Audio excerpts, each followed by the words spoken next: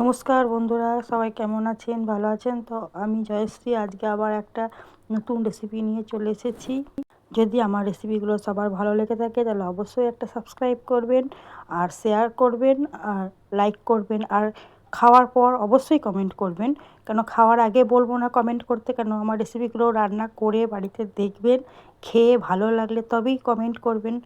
অবশ্যই ভালো লাগবে, আর আমি আশা করব ভালো ভালো কমেন্টই আসবে। আর যদি খারাপ হয় সেটাও আমাকে কমেন্টে জানাবেন, তাহলে আমি নিজের রেসিপিগুলো আরেকটু ভেবেচিন্তে করব। আমি প্রথমেই দেখে নিলাম যে সর্ষে গুঁড়োটা কিছুই নাই রান্নাটাতে, শুধুমাত্র সর্ষে গুঁড়োটা ঠিকঠাক ভেজাতে পারলেই হবে। আর যদি আপনারা মনে করেন গোটা সর্ষে দিয়ে বেটে নেব তাহলেও নিতে পারেন, কিন্তু বেশি খুব যে জল দেবেন তা নয়। কেননা আর গোটা সর্ষে যদি বেটে দেন তাহলে কিন্তু ছেঁকে অবশ্যই নেবেন, নাহলে পরে ওই যে খোসাগুলো থেকে যায়, ওরা পরবর্তীকালে একটা তিতকে হয়ে যায়, রান্নার পর দেখবেন তিতকে তিতকে একটা ভাব হয়। সেই জন্যই বললাম সর্ষে বাটা যখনই বেটে দেবেন তখন কিন্তু ছেঁকে দেবেন। আর একটা হচ্ছে যে এটা টিপসও বলতে পারেন, তাহলে কিন্তু অম্বলও হবে না, জানেন। ওই যে ছালটা থাকে, ডাস্টটা থাকে, সেটা খেলেই কিন্তু অ্যাসিডিটিটা হয়। গল্প করতে করতে দেখেও নিলেন আপনারা কীভাবে আমি করলাম। আর ধনেপাতা যাদের অ্যাসিড আসছে তাদের ধনেপাতা না দিলেও হবে, কিন্তু ধনেপাতা দিলে ফ্লেভারটা খুব ভালো হয়। আর আমাদের এই সব অতটা সমস্যা নেই বলেই আমরা ধনেপাতাটা খাই।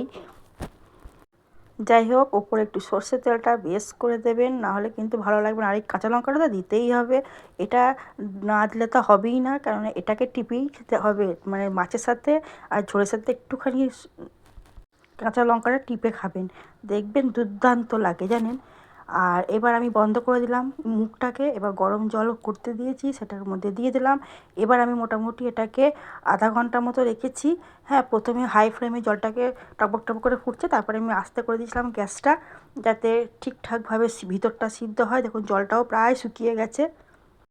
এবার আমি এটাকে তুলে নেব, দেখবো এটা কি হলো, বুঝেছেন তো। এই ভাপা করতে খুব ভয় লাগে, জানেন। একটু এদিক ওদিক হয়ে গেলে কিন্তু কাঁচা থেকে যাবে, আর কাঁচা থাকলে কিন্তু না খেতে ভালো লাগে না। সেই জন্য একটু আমি বেশি সময় ধরেই ভাপাই, প্রায় আধা ঘন্টার মতো লেগেই যায় আমার মানে জলে ফুটতে দিতে, তাহলে আর কোনো সম্ভাবনাই থাকে না কাঁচা থাকার। সেই জন্যে এবার আমি বেশি সময়টাই নিই। যাই হোক, রান্নাটা কমপ্লিট, আর গরম গরম ভাতও আছে পাশে। এবার গরম ভাত দিয়ে আমরা খেয়ে নিলাম, আপনারাও খেয়ে নেবেন। ভালো থাকবেন, সুস্থ থাকবেন, আর আমাকে